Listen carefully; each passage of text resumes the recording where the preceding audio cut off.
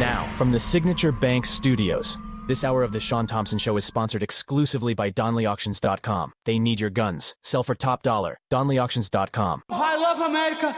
I love the Constitution. I love the First Amendment.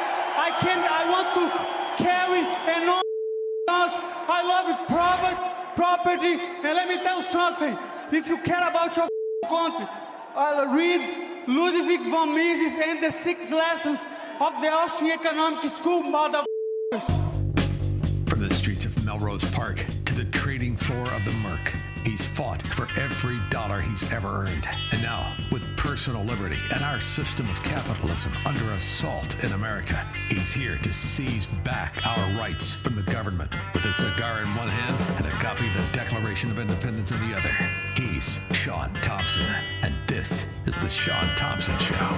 Some folks are born made to wave the flag.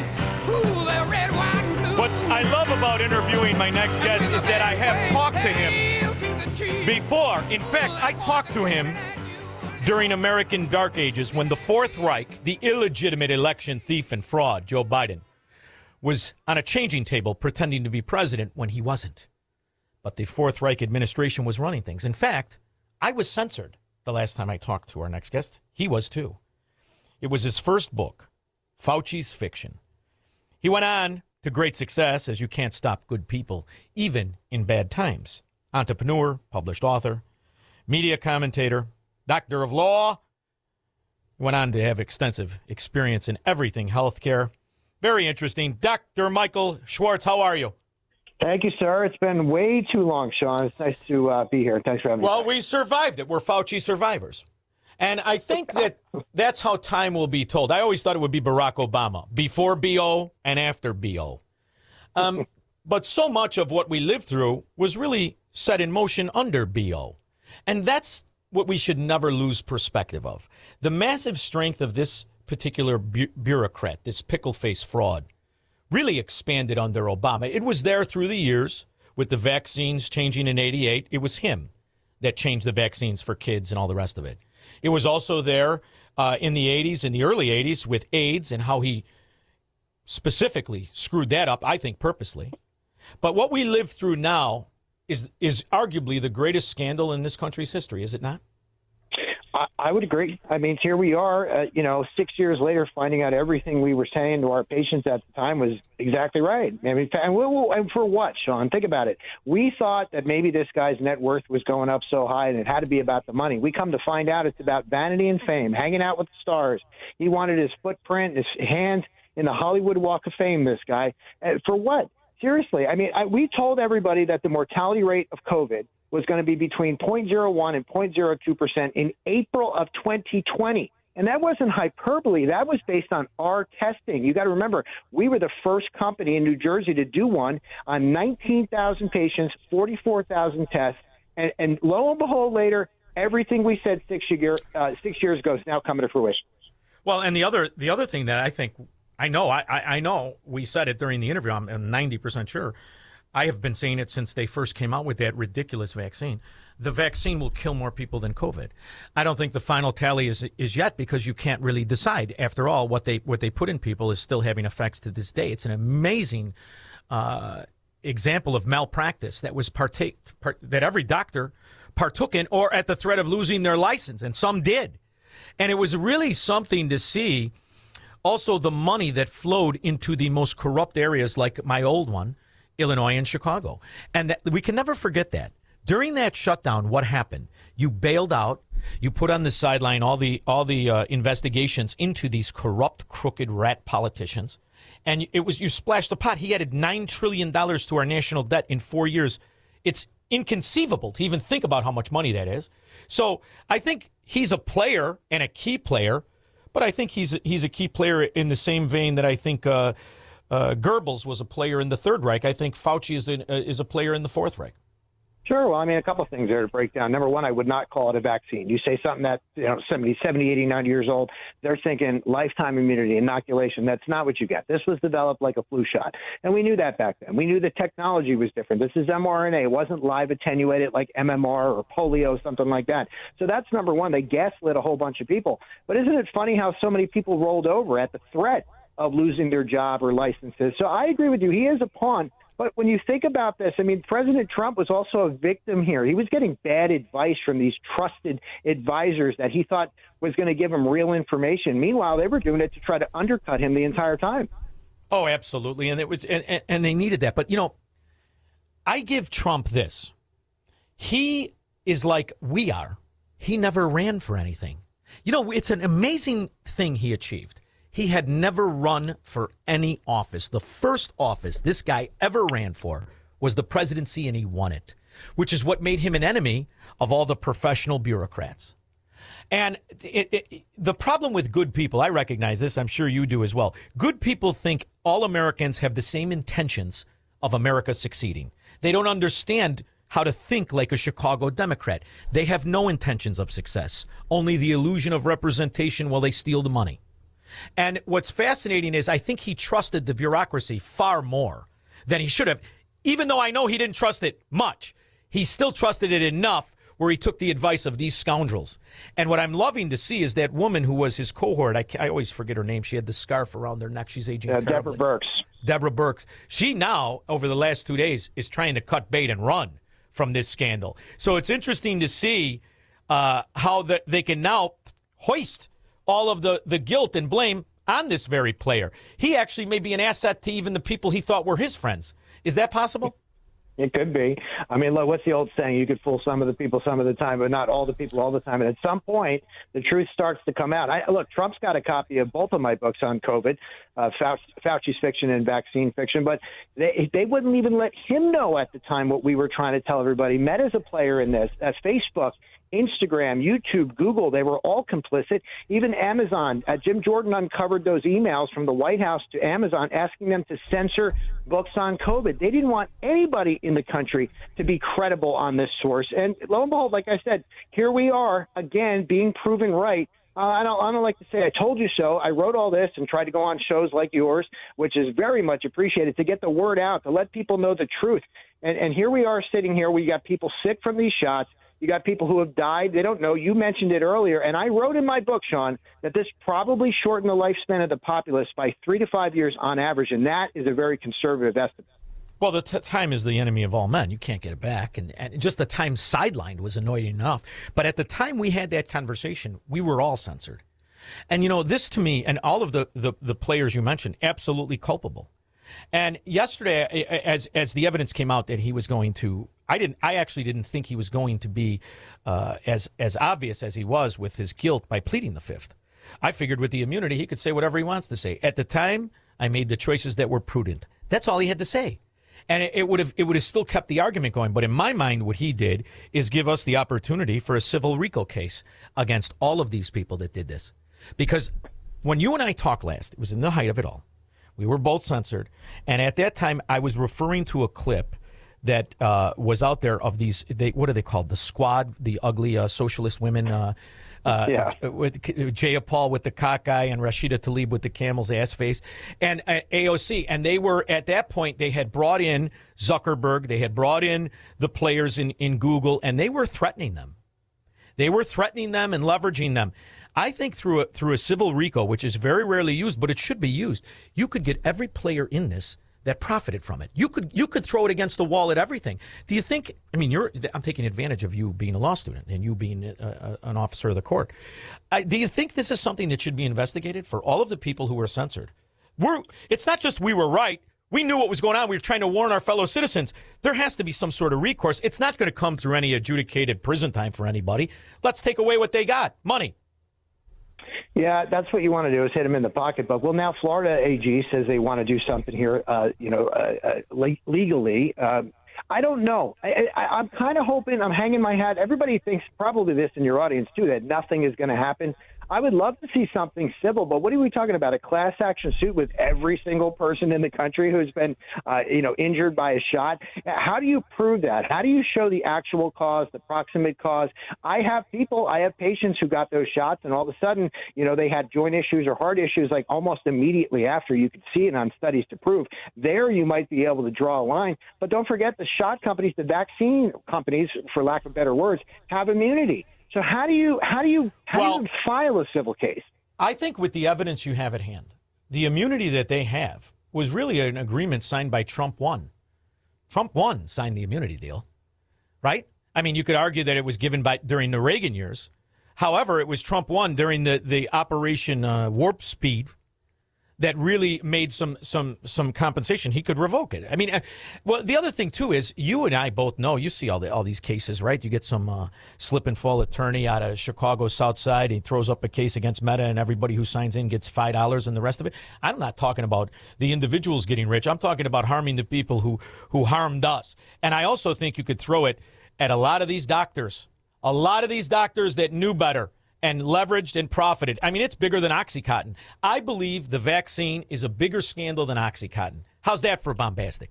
I would agree with you, but I'll tell you what. I had a lawyer who was interested in taking my case to court because once those emails from Jim Jordan came out, the First Amendment is there. People think free speech is just free speech. It's not. It's there to protect you from the government infringing on your free speech, not Meta, somebody like that with a private, a private platform. So, but I did have an attorney who was interested because my free speech rights were hampered by the federal government telling Amazon not to censor my book, essentially. And by that time, after the fog of war, Shaun, the statute of limitations had expired. That's a lot of the problem. You had all this happen under the fog of war, and the further and further you get away from the cause of it all, it's much harder to prosecute a case. Unless, of course, you want to claim that Donald Trump sexually molested you in a dressing room. You could bring that up at any time. There's no statute of limitations on it. So remind everybody about exactly, because you have a company that directly was trying to save people at the time of all of this, correct? We have a medical clinic in Seagirt, New Jersey. I had one at the time in Key West, Florida, then Tampa, Florida. We saw a lot of patients. We jumped at it because we were doing respiratory pathogen panels for years before COVID came out, and we kind of knew how to tackle this. It was just really by happenstance. One of the labs that we worked with was one of the first 30 in the nation to get approval, and that's how we wound up being the first in New Jersey. Of course, I didn't get paid from the federal government. They never paid me on Medicaid. They never paid me on uninsured folks. And we took a pretty big hit along that way, too, trying to do the right thing. So I'm kind of glad it's all over, but it's frustrating that we had to even go through that exercise in the first place. So one of your other specialties is you've been talking about public policy for years. That's pretty much where you spend a lot of your time. When you look at just how much money was stolen during those years, I mean, it's nauseating and sickening. Minnesota, although an incredible example, tip of the iceberg for L.A., tip of the iceberg for these communities that have insane policies with taking advantage of Medicare and Medicaid. I'm wondering how you think how the best way to tackle this. See, because I want to end it all. I want to end it all. The idea that they even get to do this, I see no evidence of any of it working. And I'm talking about Medicare and the rest of it. I feel we'd be much better off if everything went back to privatization of insurance and doctors, break the backs of this money laundering scheme. But you're talking about one community of people in Minnesota that have stolen upwards of $12 billion. Complete fraud in record time. What do you think when you look at this? What's the best way to handle it? And they let it happen right under their noses. And you're right. We should stop it. When we find the fraud like that, you got to cut it off. You're not going to fix it. The government's too big. And then when another administration gets in, it says, we're not going to kind of focus on that anymore. What do they care? Look, I've run about 55 campaigns in my lifetime. I've done everything from presidential all the way down to local levels. It's a common theme in all of government that it's just too big. People can't keep track of everything. And if we can't keep track of the money that our people are paying through their tax dollars, and obviously I have a whole argument that we shouldn't be in the income tax scheme, we really should get rid of this nonsense. Well, the other thing, when you look at the kind of money we're talking about, and you look at the example of the kind of properties that they owned, the cars that they drove, the money created a real estate boom in Somalia. The money was being used to, Somalia has a GDP that's probably less than a grocery store chain in California. That we doubled their GDP with the money that was stolen and imported from Minnesota. They were flying it on airplanes. Now, to me, there is no possible way that the prosecutors, the politicians, everybody knew. We had the evidence of their AG, what's his name, Ellis, sitting down, getting campaign contributions. You have the paper trail. Don't you think this is something, too? The statute of limitations is not expired on this. You have to start prosecuting these politicians. Is there any question in your mind that the politicians didn't know? They had to be involved. The average IQ in Somalia is, what, 68? So, I mean, yeah, 59, I think. I think you gave them an extra 9 points, but let's go with 68. My Boston Terrier's got an 80. Yeah, go ahead. Yeah, you don't even have the capacity to come up with these ideas. I think these politicians, look, they had to have known. And you look at USAID, too. Most of that money was going to Democratic organizations. I think George Soros got $202 million. Chelsea Clinton's foundation got $80-some million. It was a Democratic, shill going on right there. But all of these people are complicit, including the media and including all of these social media companies that run cover for these people. It's really a shame. So down here in Florida, where I am, I just had a conversation with a New Yorker. Great guy. He was looking for a place. We're talking to him, and he's like, I got to get out of there. Got to get out of there. I have to get. Now you see what's happening with Mondamny, and you see what's happening with Pritzker, Newsom, and the rest of it. I'm curious to know, where are you hanging your shill? Well, unfortunately, I'm still in New Jersey. My wife and I talk about it all the time. It's a what do you afford type thing, right? I mean, I had a place in Florida for many, many years, and it was like living in two different worlds. We have begun to talk about where we're going to retire, where we're going to go, at least to, get out of this hole of New Jersey. We just had a governor up there who won by more votes than any presidential candidate. Meanwhile, Shaun, they tell you there were 6,600 people on the rolls that were not supposed to be registered, and 400 of them voted. That's just the tip of the iceberg, and I don't think they're ever going to fix that in my home state. So if you got any good suggestions, please let me know, my friend. Yes, Southwest Florida. I'm going to tell you what I tell everybody I talk to. Why do you hate the money, Doc? Why do you hate your money?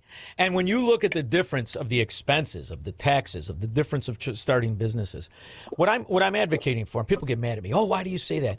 Because if you do not have the ability for the counties that are captured by the bad counties in great states, used to be great states, then you have to abandon the state. And I'm waiting for Trump to start to recognize this. And I say this to you because in Illinois, there are now 40 counties. 33 already voted. 7 are voting in November for secession. If you look at the West Coast, I don't care if you go to California, to Oregon, to Washington State, there are counties that are trying to secede. I know New Jersey's the same. I have a friend of mine in New York, great guy, smart, real estate, wicked smart. He actually said to me, I'm going to abandon a place I grew up and built my legacy in. I'm going to abandon it. So ultimately, if you don't have the right to corral the thieves, like we were covering, they know the scam. The politicians that are destroying these states are the same ones that have been stealing the money or complacent about it. So there has to be some broader point. I don't know. I'm turning to you, doctor, lawyer. Let's do something. Just law school, Shaun. Don't give me that credit yet. And I don't want to get in trouble over here. 2L. So I'm learning it, but it's eye-opening. I got to tell you, when you start learning the law and you start learning how it works, you learn one thing. The courts are not there for fairness. Everybody always thinks these things are going to get prosecuted. They're there to get things off the rolls. They don't want to hear your nonsense. They want them done. They want them settled in mediation. So most of these things that you see and you're waiting for, you're hoping they'll come down the pike because it's obvious to us and it's the right thing to do. They don't want to hear it. And the Supreme Court, I mean, we still got problems there. Right now, that I heard last month, was the first month we took in negative tariff revenue for the first time in this country. So even the things Trump's trying to do to get the country on track, he's getting hit at every turn. Well, I get a lot of economic guys on. I love it. That was how I started, right? And you want to know here a fascinating reality? 11 states make up 74% of this country's GDP. So when I talk to people who are in these Democrat states, they're like, everything's terrible. They don't get it because the tragedy of what we have is the beauty of it, right? Federalism and the separation in individual states. But the reality is that means the abuse is compartmentalized and people have a bad quality. All human beings do. They can adapt lower far easier than they can demand higher. So that's why you listen to your wife and you come down here by me anytime you want. All right? All right. I'm happy to, my friend. I will take a trip anytime you want. All right, Dr. Fauci, or Fauci's fiction. You have the other one, vaccine fiction. You have 3, though, right, that you've written on this topic during the dark years? Well, the new one's on politics, the only way to save America. I got to send you a copy of that. I think you would like it a lot. Oh, come on now. Let's not monkey around. I'll send you a cigar. Dr. Michael Schwartz, thanks for always making time for me. I appreciate you. Thank you, Shaun. Thank you. We'll be back with your calls and comments. He's Shaun Thompson. Hello, Mr. Thompson. And this is the Shaun Thompson Show on AM 560. The Answer. Your kitchen's outdated. Your bathroom feels cramped. Every day you wait, prices go up. And you keep living in a space that